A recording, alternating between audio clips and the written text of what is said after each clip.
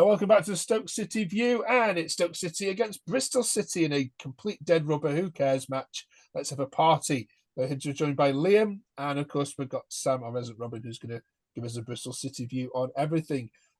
Liam, enjoy your trip to Southampton, did you? Yeah, it makes a nice change to go and play positive under little pressure. You know, there's a tad of pressure just to be sure, but Oh, come yeah, off it. I was sick always and pressure with tired. Stoke.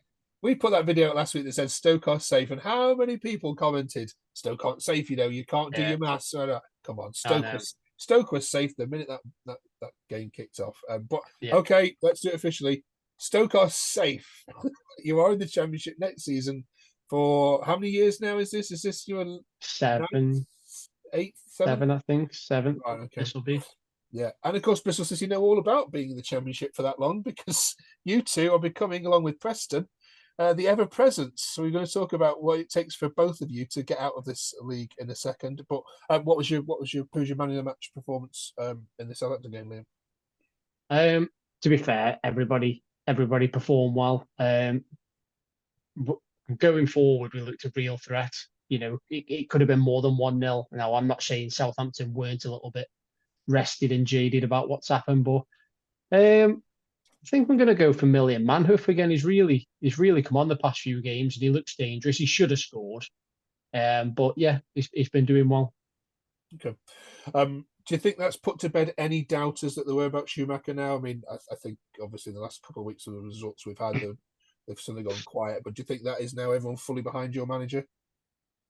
I think it's got people backing him enough to give him a fair shot pre-season, a good run, and see how he goes. Where there was a lot who, I mean, I've questioned him myself at times. Like I've said on here, I'm willing to admit it, but under the pressure he's been under, he made us more solid, and now he's gone back to the way I think he wants to play. So he's definitely earned a fair crack of the whip for me. And you know, let's hope we don't do what Stoke normally do and finish the season well, buy a load of players, and then start it off terribly and carry on from there. Okay. All right, let's talk to Sam. Sam, you're not going to finish 12th. I wanted Bristol City to finish 12th. That's your position. How dare you finish 11th? Yeah, that's definitely our normal position, but it's nice to be that one place higher at the moment. And of course, you could rise all the way up to 9th if this result goes your way. First of all, well done against Rotherham. Was that as straightforward as victory as it sounded? Yeah, I mean Rotherham, give them their due, they were absolutely awful. You could see why they were bottom of the table, to be fair. They had numerous chances, but if the goal was like out by the corner flag, then they would have won 5-0. But Steve Evans said it wasn't a penalty because it took half an hour for Tommy to fall down. Do you agree with him? it's always a penalty when it's at Ashton Gate. You've got to remember we went years without a penalty at Ashton Gate, but no, it was a dubious decision. I think Conway sort of seen he overran the ball, and he took a little tumble there. Yeah, and of course the last dubious decision at Ashton Gate has now sent Huddersfield Town down, hasn't it? Which is of course no concern of either of these teams, especially Stoke, who must be pleased now to go into last day of the season, Liam, with a dead rubber. You can have a party, dress up as a banana, and go wild, can't you, on Saturday at 12:30? Yeah, that's it. No pressure at all, which is I was expecting to go down to the last game of the season. I'll be honest with you. So that's out of the way. Hopefully, me and Sam can watch two teams who got nothing played for. So hopefully, plenty of goals, and hopefully it's sunny. We can have a party.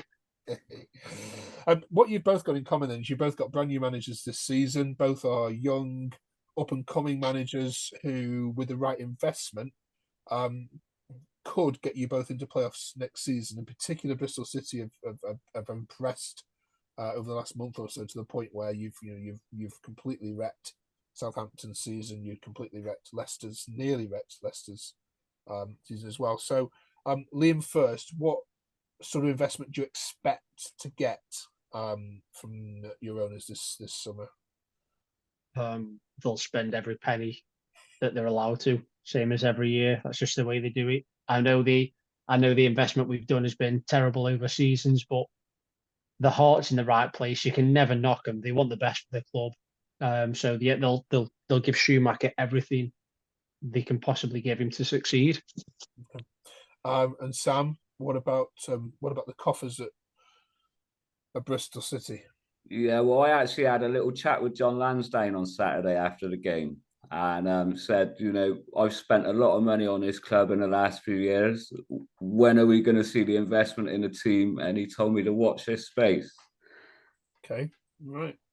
Tell him to come on this channel. He can tell us. Yeah, he's on Signs of the City tonight, so I'd be interested to listen to that later. Okay. But genuinely, do you feel that there is we said this about Stoke before, I know, but there's a direction now with both of your teams that, when we sit here next year, potentially this could be the playoff final at Wembley next year between your two clubs. Liam, how many players do you think you are away from that sort of transition from finishing, what are you, 18th to finishing 8th?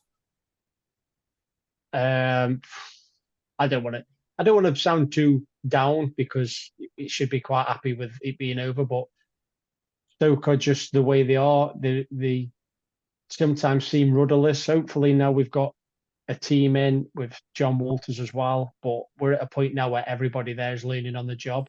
It's John Walters' first time, Schumacher's first time at a club this size. We need a spine, really, pretty much, apart from midfield. We need pretty much a whole spine down the centre. Okay. Sam, same question to you. How many players are you away from challenging? I think we've got the foundations there. Certainly like the goalkeeper, Max O'Leary's been phenomenal this season. The back four have been really good.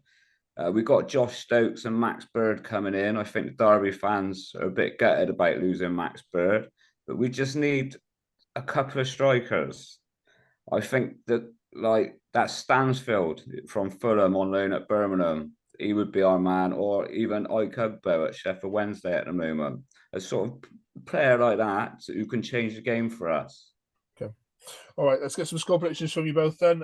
Who cares? I suppose there's a response. There's a response to this. Can you go up any positions, Stoke? Actually, you could. Yeah, you could. I think we could finish 16. It was 17. Yeah. So not a normal 16. So 17. Actually, no, tell a lie. You'd have to score 4-0. You have to win 4-0 to go above 4-0 to go above Sunderland and 6-0 to go above Watford. So, yeah, you could climb as high as 14th. I think. I can't believe we could end up on the same amount of points as Sunderland. It's crazy, isn't it? It's crazy. Score predictions for the final time then at home. Go on, go all out. I'm gonna go Goalfest 3-2 Stoke. Brilliant. Can't have a light show, can we? Because it's too light in the day. It's 12:30. Put them on anyway. Let's go for it. Party atmosphere. Sam. Right, we owe Stoke one from after they come back from 2-0 down at our place and beat us in the last minute. So I'm going to go a 3-2 Bristol City win. Fair dues. So 0-0.